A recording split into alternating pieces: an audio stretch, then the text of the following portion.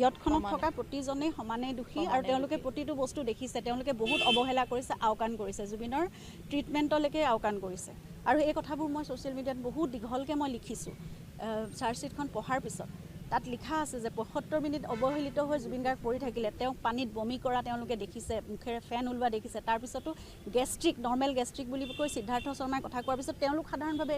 তেওঁলোকো কেনেকৈ ৰৈ থাকিলে এজনৰ ভাষ্যত আছে তেওঁৰ চিজাৰ এটেক হয়তো আহিছে দাঁতে লাগিছে তাৰ মুখৰ ভিতৰত এডাল চামুচৰ নিচিনাকৈ টং এডাল ভৰাই দিছে গতিকে এই গোটেই কথাবোৰত তেওঁলোক সকলো জড়িত হৈ আছে আৰু তেওঁলোকে কৈ আছে বাট কি পৰিমাণৰ তেওঁলোকৰ অস্বাভাৱিক পৰিৱেশ মানে অৱস্থাত জুবিনক পানীত নামিবলৈ দিছিলে কিয় নামিবলৈ দিছিলে আমিতো অসমীয়া কোনেও আমাৰ লগত থাকোঁতে জুবিনক তেনেকুৱা হ'বলৈ দিয়া নাছিলোঁ অসমৰ কোনো এজন নাই যে তেওঁলোক অসমীয়া নহয় নেকি তেওঁলোকক জুবিনক অকল মানে যিখিনি সময়ত ফূৰ্তি কৰিবলৈ লাগিছিল অকল এণ্টাৰটেইনমেণ্টৰ এটা শ্ব' হিচাপেহে জুবিনক লাগিছিল নেকি তাৰপিছত কোনো দায়িত্ব নাছিল তেওঁলোকে নিজে আহি ক'ব নালাগিছিল তেওঁলোকৰ সেই ঘটনাত সেইদিনাখন কি ঘটিছিল অন্ততঃ সেই কথাখিনিতো তেওঁলোকে শুদ্ধভাৱে তেতিয়াই ক'ব পাৰিলেহেঁতেন